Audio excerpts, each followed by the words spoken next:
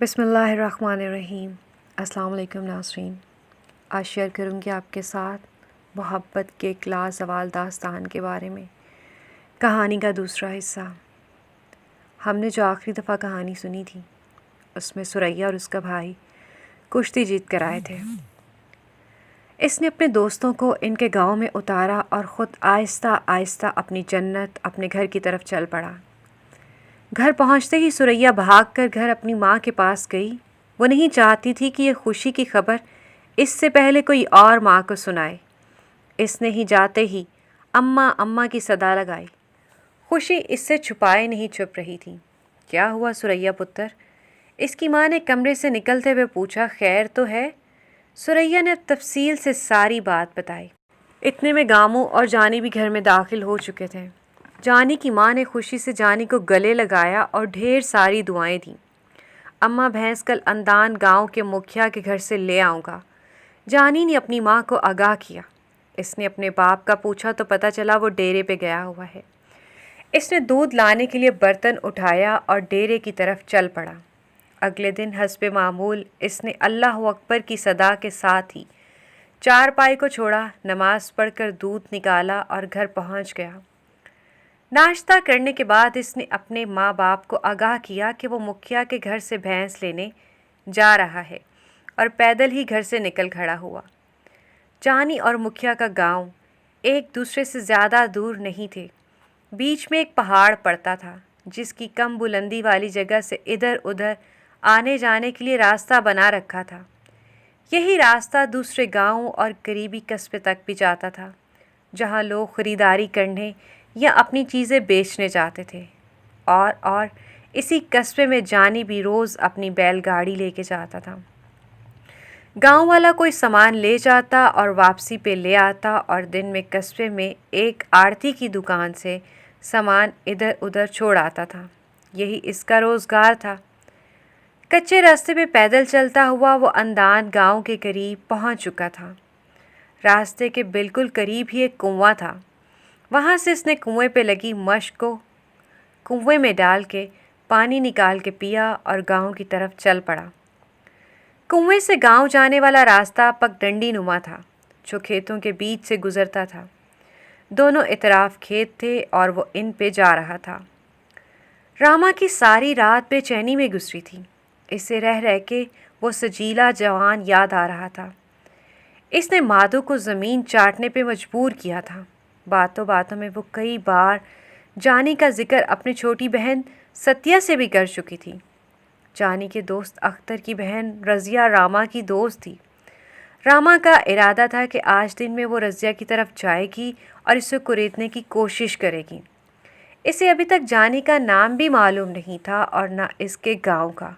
वो किस गांव में रहता था। अलबत्ता इसे मेले में लोगों की ज़ुबानी इतना ज़रूर पता चल गया था कि वो मुसलमान है और इसीलिए वो अपनी मुसलमान सहेली अख्तर की बहन से मिलने को बेकरार थी कि शायद इसको इसका कुछ पता चल जाए। आज सुबह 7 बजे के करीब इसने जल्दी से नाश्ता बनाया और अपनी माँ और बाप को दिया। खुद इसने अपनी छोटी बहन के साथ मिल के नाश्ता किया। बर्तन धो के वो बाहर जाने लगी थी।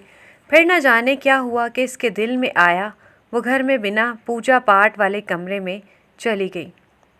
इसकी माँ ने हैरत से इसे देखा और अपने पति भगवान दास से मुखातिब हुई। ये रामा को आज क्या हो गया है? पूजा करने गई है?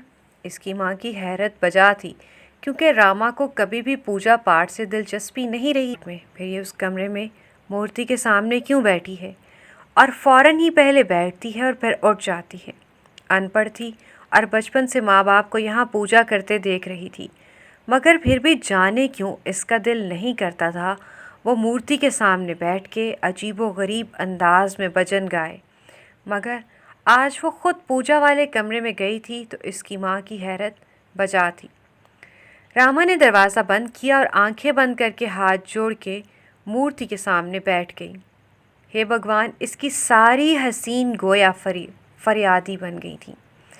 मैंने आज तक तेरी पूजा नहीं की, मेरा दिल नहीं करता था, मगर आज मामला ही दिल का आन पड़ा है तो इसको मेरे लिए लिख दे, मुझे मिला दे इससे। फिर इसने एक अजीब काम किया। मूर्ति से कुछ फासले पे आ बैठी और दिल को फ़कीर बना के दिल से सदा दी।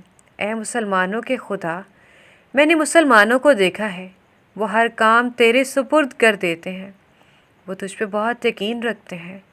मैं तुझे नहीं मानती, मगर आज मैं तुझसे भी मांग रही हूँ।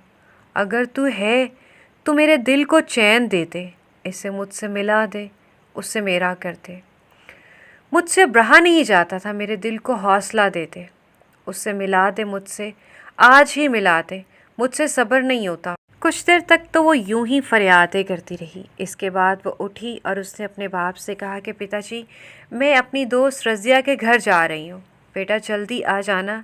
इसके पिता ने इजाज़त दे दी। रामा, ये तुझे आज पूजा की क्या सूझी? इसकी माँ की हैरत अभी तक बरकरार थी।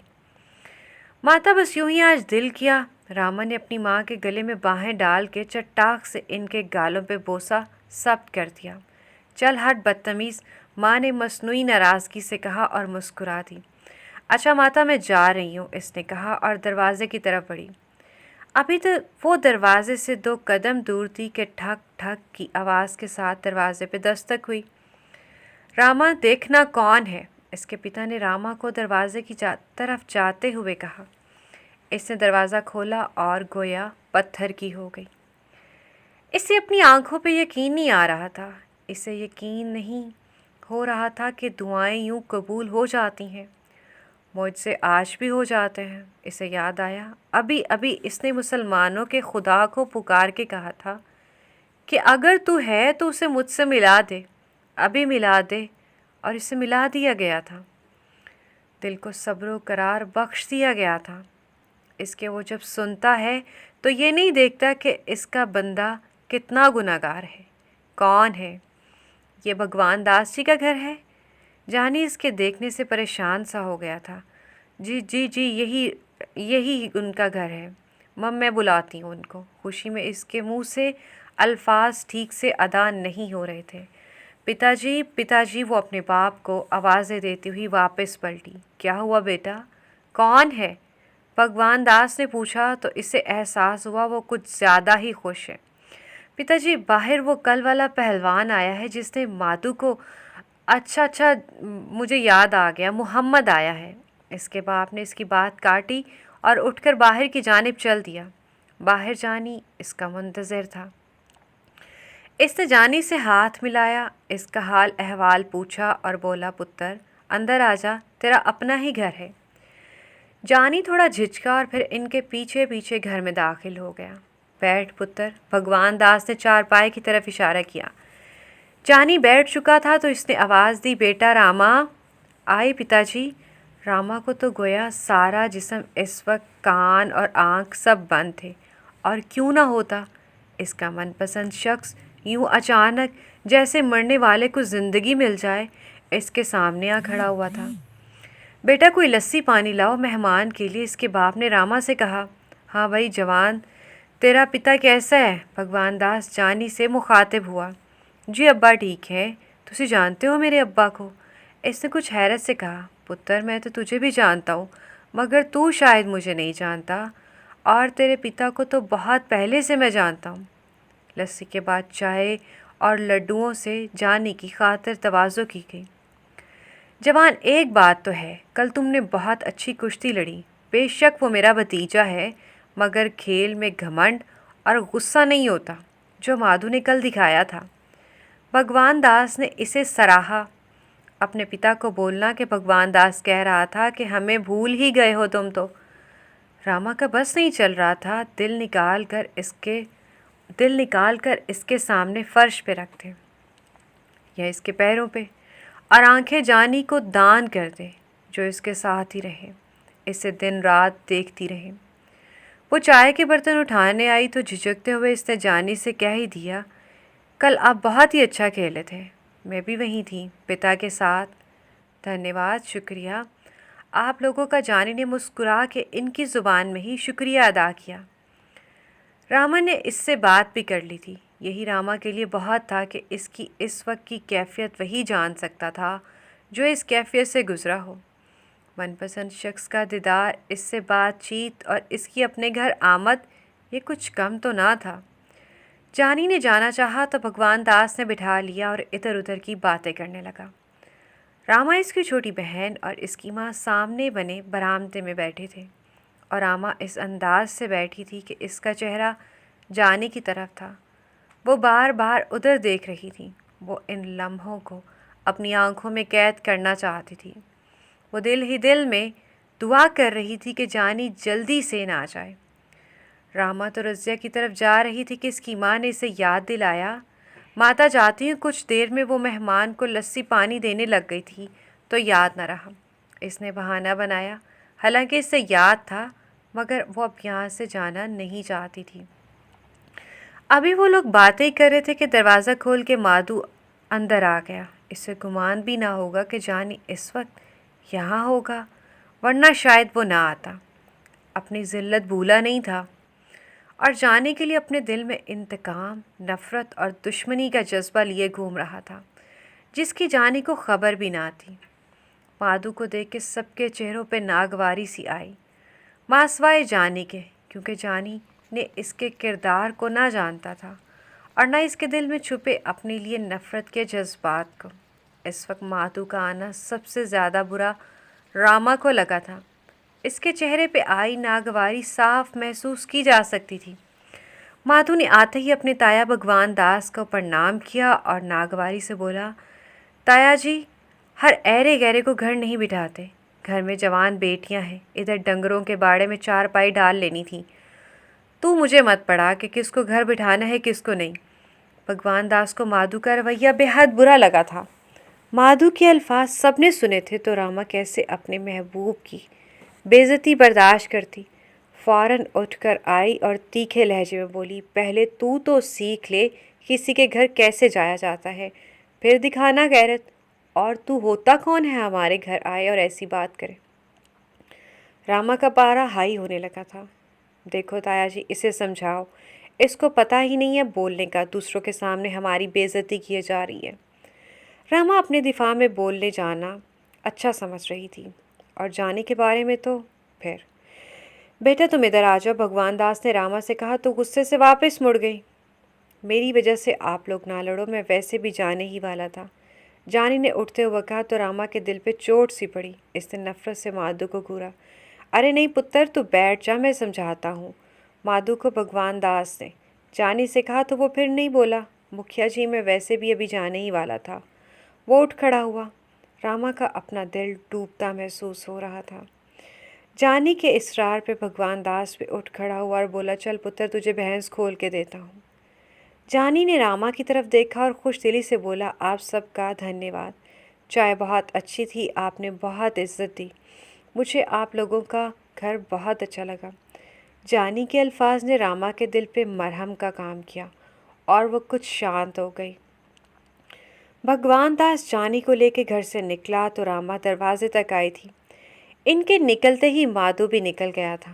भैंस लेके इसने भगवान दास का शुक्रिया अदा किया और कहा, आप कभी सबको लेकर आइएगा हमारे घर। ज़रूर आएंगे कभी, भगवान दास ने मुस्कुराते हुए जवाब दिया। जानी भैंस लेके घर पहुंचा। माँ को भैंस दिखाकर जानी इसे अपने डेरे पे ले गया। अगले दिन मामूल के मुताबिक इसने बैलगाड़ी ली और कस्बे की तरफ चल पड़ा। सारा दिन काम के बाद शाम को वापस आ रहा था। जब अंदान गांव के कुएं के करीब पहुंचा तो बिला इरादा रुक गया। शाम का वक्त था। कुएं पे पानी भरने वालों का मेला सा लगा हुआ था। इसके कदम खुद ब खुद कुएं की तरफ उठते चले गए। कुएं पर पहुंच के इसने अपने पास बर्तन में पानी भरा और पलटने का इरादा कर ही रहा था कि गांव की तरफ से आती पगडंडी पे इसे अख्तर की बहन रज़िया आती दिखाई दी। इसके पीछे 2-4 और लड़कियां भी थीं। वो एक दूसरे के पीछे चली आ रही थीं। सबसे आगे रज़िया थी। वो जाते जाते रुक गया। इसने सोचा, अख्तर को पूछता हूँ। वो जैसे ही करीब आई, इसके पीछे से गोया चांद निकल आया। ये वही चांद था जिसे ये भगवान दास के घर में देख चुका था। इससे एक अजीब सी खुशगवार हैरत सी हुई। रज़िया ने भी जानी को देख लिया और इसकी तरफ चली आई। इसके साथ रामा भी थी। दूसरी लड़कियां कुएं पे चली गईं। रज़िया ने आते ही जानी को सलाम किया। जानी ने इसके सर पे शफ़क़त से हाथ रखा और पूछा, रज़िया बहन कैसी हो? एंड इसी वक्त रामा ने भी थोड़ा झिझकते दोनों हाथ जोड़ के इसे प्रणाम किया। जानी ने इससे भी इसका और इसका माता पिता का पूछा। रामा का बस नहीं चल रहा था, वरना वो खुशी से नाचना शुरू कर देती। रज़िया बहन, अख्तर से कहना कल सुबह मुझे यहाँ कुएं पे मिले, इसे काम पे लेके जाना है साथ। जानी ने रज़िया से कहा। भाई, मैं अख्तर भाई को कह दूंगी, रज़िया ने कहा। जानी की नज़र रामा पे पड़ी। वो टिकटिकी बांधे इसे ही देख रही थी। चोरी पकड़े जाने पे वो सटिया सी गई, दूसरी तरफ देखने लगी। जानी को इसकी अदा भा गई। इसके लबों पे हल्का सा तबस्सुम उभरा। भाई, मुझे आपसे ख़ास बात करनी थी, रज़िया ने धीमे से लहजे में कहा। हाँ करो मेरी बहन, क्या बात है? जानी को तजस्सुस हुआ। नहीं, अभी नहीं, कल ज़रा जल्दी आ जाना काम से, फिर मैं बात करूँगी। अब हमें जल्दी है और मैंने पानी भरना है, देर हो जाएगी, रज़िया ने कहा। तो वो बोला, ठीक है, जैसे तेरी मर्ज़ी, बस ये बता दे सब खैर ही है ना? जानी थोड़ा फ़िक्रमंद सा हुआ। बस खैर है और ऐसी कोई परेशानी की बात नहीं, कल बताऊँगी, ये रज़िया का जवाब था। ठीक है मेरी बहन, फिर कल मैं जल्दी आ जाऊँगा, जानी ने कहा और दोनों को अलविदा कह के चल पड़ा। अगले ही दिन वो सुबह 7 बजे के करीब कुएं के करीब खड़ा अख्तर का इंतज़ार कर रहा था। अख्तर ने आते ही पूछा, कुछ खाना पीना है तो घर चलते हैं।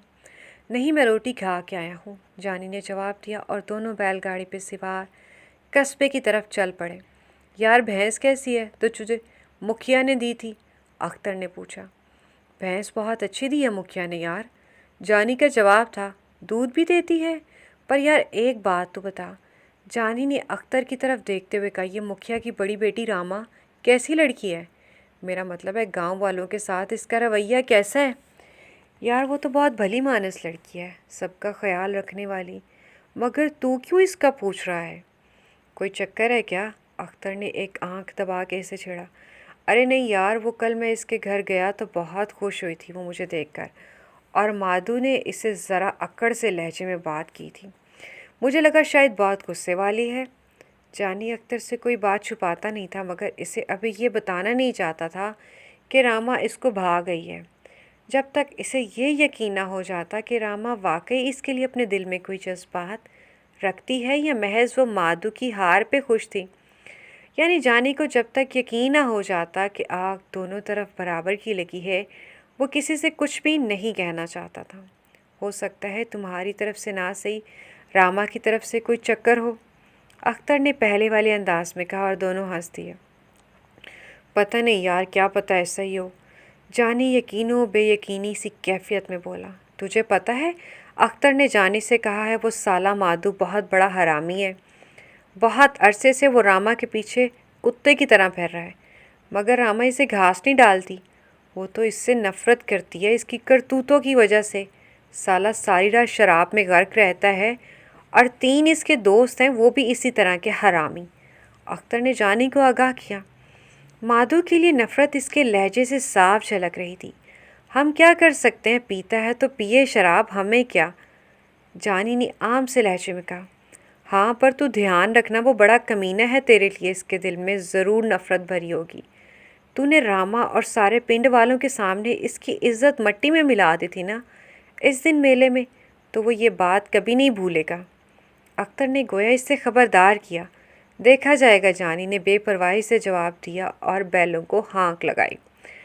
रामा आज फिर पूजा वाले कमरे में अकेली बैठी थी और सारे घर वाले इसकी अचानक तब्दीली पे खुशगवार हैरत में मुब्तला थे। वो मूर्ति से कुछ दूर बैठी हाथ जोड़े दिल ही दिल में मुसलमानों के खुदा से जाने की सलामती की दुआ कर रही थी। इससे बाकायदा दुआ मांगना नहीं आता था, न इसने कभी मांगनी थी, न इसे पता था कि दुआ कैसे मांगते हैं। बस अपनी सहेली रज़िया को 1-2 बार नमाज़ पढ़ के दुआ मांगते देखा था और वो अब इसी तरह दुआ मांग रही थी। फ़र्क ये था कि इसने दोनों हाथ माफ़ी के अंदाज में जोड़ रखे थे और आंखें बंद कर रखी थी। इससे मुसलमानों के खुदा के होने का यकीन हो चुका था, क्योंकि इस दिन इसने आज़मा लिया था। इसे लगा था कि इसने मुसलमानों के जिस खुदा से प्रार्थना की थी, इसने जानी को भेजा होगा, क्योंकि जानी मुसलमान था, इसलिए मुसलमानों के खुदा ने ही उसे उस दिन भेजा होगा।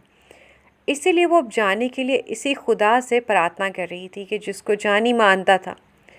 इसे पूरा यकीन था जानी इसका हो जाएगा। ये यकीन क्यों था, इसे खुद भी इस बात का नहीं पता था। अब रामा के दिल में वो बेचैनी नहीं थी, एक सुकून था, सब्र था और यकीन था।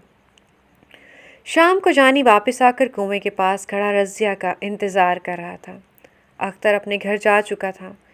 इंतज़ार तो वो रज़िया का कर रहा था, मगर दिल कह रहा था कि तू रज़िया का नहीं, रामा का इंतज़ार कर रहा है। और न जाने क्यों इससे चाहते हुए भी दिल की बात की नफ़ी नहीं की। शायद इसे रामा का भी इंतज़ार था। इसकी आंखें गांव से आने वाले पगडंडी पर लगी हुई थीं। कुछ देर बाद दिल की मुराद बर आए। वो दोनों पगडंडी पे एक दूसरे के आगे पीछे चल रही थीं। जैसे जैसे वो करीब आ रही थी, बेकरारी में इजाफा होता जा रहा था। करीब आकर रज़िया ने सलाम किया तो उसने प्यार से इसके सर पे हाथ रखा। रामा दोनों हाथ जोड़ के प्रणाम किया। रामा की अदा जाने के दिल को छू गई। इसने मुस्कुरा के रामा से इसका हाल पूछा और रज़िया से मुखातिब हुआ, हाँ रज़िया बहन बताओ, क्या कहना था तुमने मुझे। ये सुन के रामा दूसरी लड़कियों की तरफ चल पड़ी और रज़िया जानी को थोड़ा परे ले गई। जानी भाई, रज़िया बोली, मुझे आपसे एक ज़रूरी बात करनी है। ये जो रामा है ना, मेरी सहेली, ये आपको बहुत पसंद करती है, मोहब्बत हो गई है इसे आपसे। जानी को लगा रज़िया ने बात नहीं की बल्कि इसे आब हयात पिला दिया है। सरशारी की अजीब सी कैफियत इसके रग रग में दौड़ गई। इसे कहना वो भी मुझे पसंद है। जानी ने नज़रें झुका के एतराफ़ किया। शर्म इसके चेहरे पे वाज़िया थी। वो बात यह है, रामा शर्माती है ये कहने से, तो इसने मुझे कहा तुम्हारा भाई जैसा है तो तुम कह दो इससे। रज़िया ने वजाहत की, भाई जैसा क्यों भाई कहो रज़िया बहन, मैंने आज तक अख्तर और तुमको कभी पराया समझा ही नहीं, सगा ही समझा। हाँ ये तो है जानी भाई, मैं जानती हूँ। रज़िया के लहजे में बहनों वाली अकीदत और मोहब्बत थी। भाई रामा आपसे मिलना चाहती है, आज या कल। रज़िया ने जानी से कहा, नहीं रज़िया बहन, मैं आज या कल नहीं मिल सकता। जानी ने मजबूरी बताई, दिन में तो मैं कस्बे जाता हूँ काम को, रात को आ नहीं सकता क्योंकि आने जाने में वक्त लगेगा, तो अगले दिन काम पे नहीं जा सकूँगा। इसीलिए इसे बोलना जुमेरात को रात को इसी कुएं पे आ जाए। जुम्मे को मैं छुट्टी करता हूँ तो सुबह होने से पहले वापस जा सकता हूँ। ठीक है भाई, मैं ये रामा से पूछ के बताती हूँ। रज़िया ये कह के रामा की तरफ चल पड़ी। इसे सारी बातचीत के दौरान रामा बार बार इन दोनों की तरफ देखती रही और इसका दिल बेचैन सा रहा था। दिल में खौफ सा रहा, ठुकराए जाने का खौफ, रद्द किए जाने का खौफ। जिस दिन जानी रामा के घर गया था, इस दिन रामा रज़िया के घर पहुंच गई थी। इसने खुल के सारी बात अपनी बचपन की सहेली को बताई और इससे मदद मांगी थी।